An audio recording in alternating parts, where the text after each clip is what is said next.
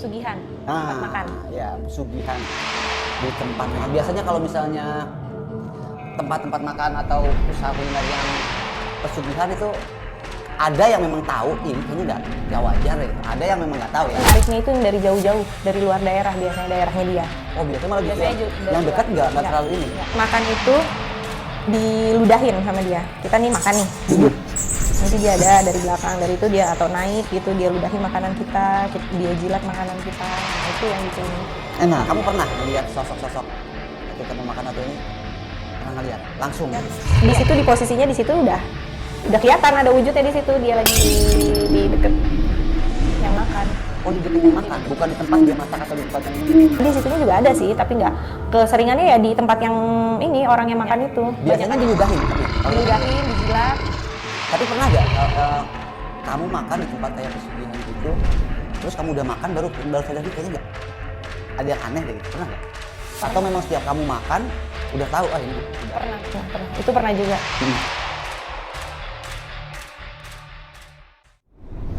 Assalamualaikum warahmatullahi wabarakatuh. Kembali lagi di channel Gen 263 di mana kita akan menceritakan kisah misteri yang tidak masuk logika tapi nyata. bersama gue Winggo Tembok. Dan saya Sanas. Mau nyebrang dapat berkat, Berangkat.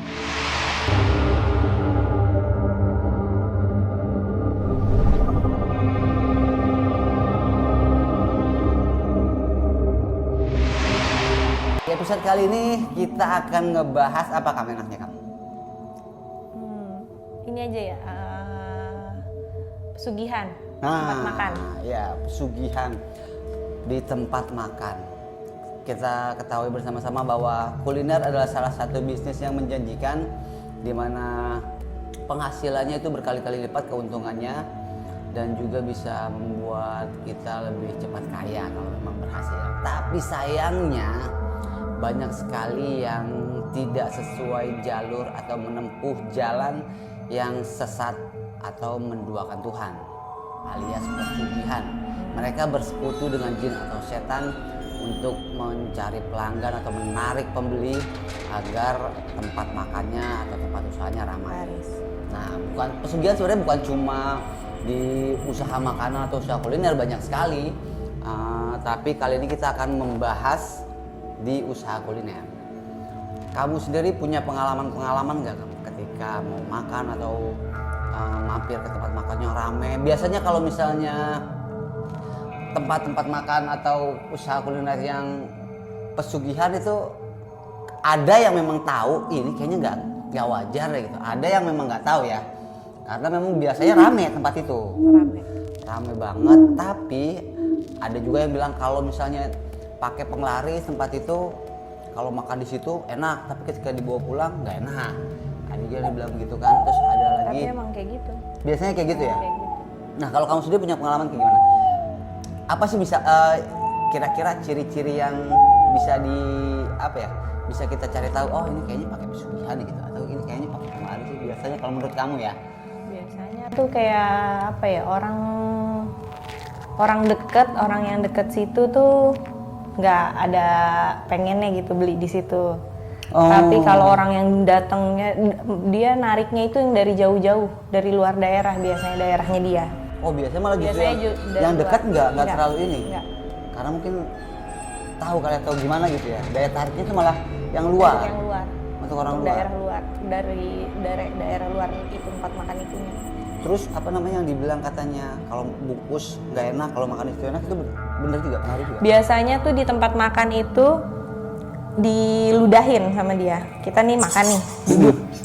Nanti dia ada dari belakang, dari itu dia atau naik gitu, dia ludahin makanan kita, dia jilat makanan kita. Nah, itu yang bikin Enak. Nah terus biasanya kalau pesugihan kuliner gitu jin-jinnya itu berbentuk apa? Macam-macam atau satu rupa? macem-macem, ada kayak pocong ada, kuntilanak ada, yang jelek banyak. Kamu pernah ngelihat sosok-sosok ketika mau makan atau ini, pernah ngelihat langsung gitu? Lihat. Boleh ceritain kejadiannya kayak gimana tuh? Biar Kayak misalnya, tapi keseringan aku kalau mau makan itu misalnya di sini nih enak nih, di sini rame gitu kan ya. Aku baru nyampe parkirannya aja udah nggak mau, aku balik lagi. Udah lihat, terus rasanya tuh pusing, mual, di sini udah nggak enak semuanya. Berat. Tapi biasanya nih yang kamu alami Biasanya tuh kalau langsung lihat. Di situ di posisinya di situ udah kelihatan ada wujudnya di situ, dia lagi di deket yang makan. oh di deket yang makan, bukan di tempat dia masak atau di tempat yang ininya. Di situnya juga ada sih, tapi nggak keseringannya ya di tempat yang ini orang yang makan itu. Biasanya diludahin tapi kalau yang kamu lihat. Diludahin, dijilat. Tapi pernah gak kamu makan di tempat kayak pesugihan gitu, terus kamu udah makan baru sadar nih kayaknya nggak ada yang aneh deh gitu, pernah nggak? Atau memang setiap kamu makan udah tahu ini bu? Udah. Pernah. Itu pernah juga. Jadi emang pas baru masuk itu emang sebenarnya udah nggak enak. Situasinya udah nggak enak. Tapi kan karena sama temen-temen ya udah masuk. Begitu masuk, udah lagi makan ada wujudnya di deket aku. Udah nggak mau pulang. Nggak dilanjutin makannya? Nggak aku lanjutin. Terus yang lainnya masih tetap makan? Udah aku bilangin, udah yuk nggak usah makan di sini gitu kan, nggak usah makan di sini. Tapi ya ada yang nggak percaya. Karena kan kadang kita udah makan, maksudnya udah pesen makanannya udah ada di situ kan, kita harus bayar. Jadi yang rugi gue kata dia kayak gitu kalau makan ngajak lu, kata dia kayak gitu. Gara-gara ya itu bisa lihat. Ya jadi macam-macam berarti ya. Kalau menurut versi sana sini diludahin di makanannya, tempat kitanya diludahin. Ada juga ada yang bilang di tempat masaknya. Ada yang di tempat masaknya juga ada diludahin kayak gitu ada. Terus ada juga biasanya pernah ya waktu itu aku di tempat makan itu pas kejadiannya aku ya beli bakso.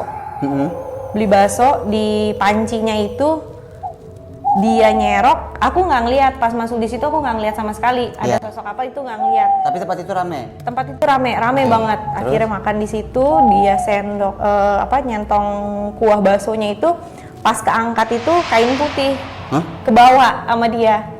Itu dia juga kaget kok bisa ini sampai ketahuan. Biasanya kan selama ini dia jualan berpuluh-puluh tahun nggak pernah ketahuan itu. Nah itu pas aku datang. Dan kamu lihat tuh? Ngeliat. Tapi nggak ada sosok setannya atau jinnya? Nggak ada? Nggak ngeliat aku pas di situ, nggak ngeliat. Berarti dia taruh sesuatu jimat. Biasanya itu ya dibilang jimat ya kalau gitu. Jimat penglaris. Bagian dari penglaris juga. Jadi berarti ada dua macam nih ya. Ada yang memang sosok jinnya ada di situ, ada juga yang pakai jimat atau penglarisnya ya di situ ya. Itu tergantung dari masing-masing perjanjian mereka dengan dukunnya atau perantaranya, ya kan kayak gitu ya. Nah, setelah kamu lihat ada kain putihnya itu gimana tuh? Nggak jadi makan. Kamu nggak jadi beli? Nah, tukang jualnya? Ya udah itu akhirnya setelah ketahuan itu kan rame ya, itu rame ya udah dari mulut ke mulut udah akhirnya tutup dia. Oh. Kayak gitu. Ya ini nggak semua tempat makan rame pasti ada penglaris ya. Kita nggak mengarah ke situ, tapi kadang ada yang aneh kalau misalnya tempat-tempat makan rame itu biasanya pertama yang kalau gue pribadi yang lihat ini tempatnya kok kotor gitu loh, tempatnya kotor atau ada bekas bengkel atau apa, pokoknya tempatnya kotor tapi rame. Nah itu juga perlu dicurigai. Tempatnya jorok. Iya jorok. Terus ada biasanya satu ruangan itu nggak boleh dimasukin siapa-siapa, khusus si penjual. Kalau misalnya ada karyawan, bukan yang ada tulisan staff only ya. Kalau staff only kan biasanya banyak ya. Tapi maksudnya itu ruangan khusus itu sampai staffnya aja nggak boleh masuk. Jadi khusus buat si itunya aja. Ownernya, pemiliknya. Ya kadang kan kalau misalnya tempat-tempat makan rame itu kan udah pasti punya banyak karyawan ya, nggak mungkin di-handle sendiri. Nah biasanya ada ruangan khusus yang memang nggak boleh dimasukin oleh siapapun kecuali pemiliknya. Memang kalau karyawannya bilang itu ruangan bos gitu nggak boleh dimasukin. Nah terus biasanya yang kamu tahu tuh apa sih efek dari para pengusaha atau pemuja atau ya orang-orang yang bersekutu dengan jin ini? Ada juga yang ada tumbalnya itu biasanya ada juga. Misalnya ya pernah kejadian kayak waktu itu di deket rumah juga ada tuh anaknya yang diambil. Jadinya kayak dia mungkin melanggar apa ya, melanggar perjanjian atau apa gitu kan, jadi anaknya yang diambil, anaknya meninggalnya secara tragis gitu.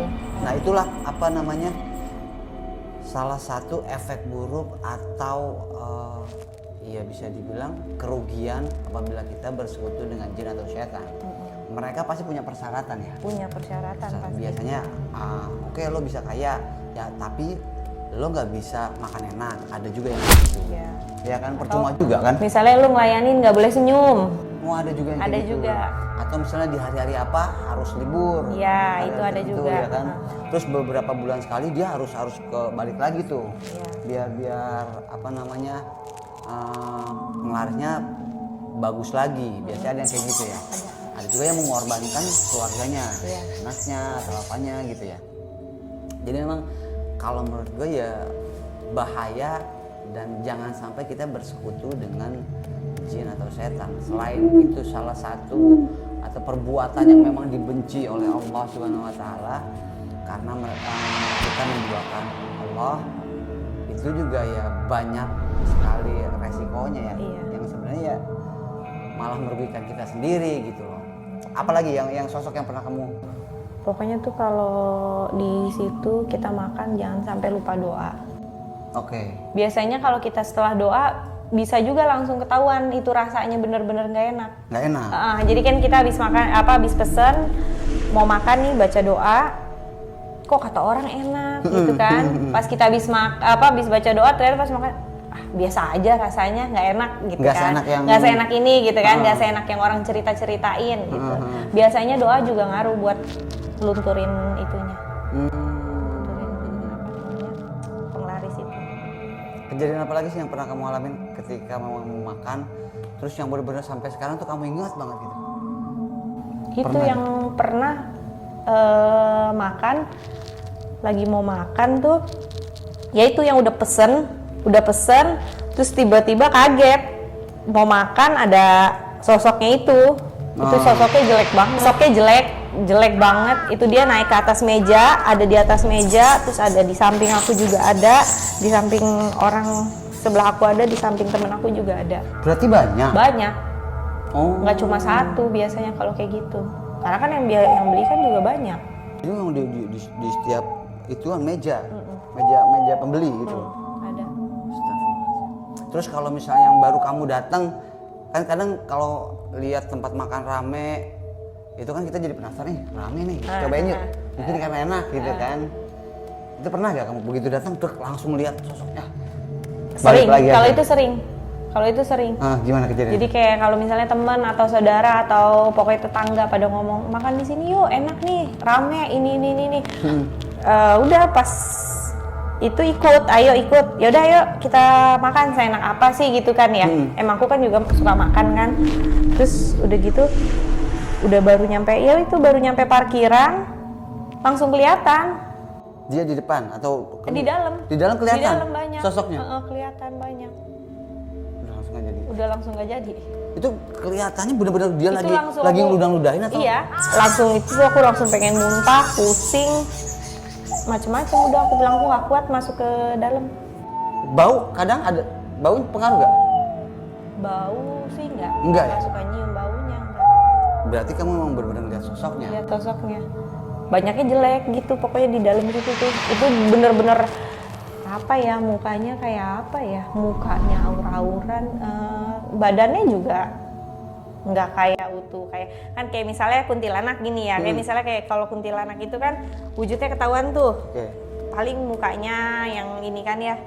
Nah kalau yang ini tuh apa ya, jelek deh, pokoknya jelek banget. Berarti memang Serem. sosok pesugihan tuh setannya beda ya? Beda. Beda-beda berarti ya memang.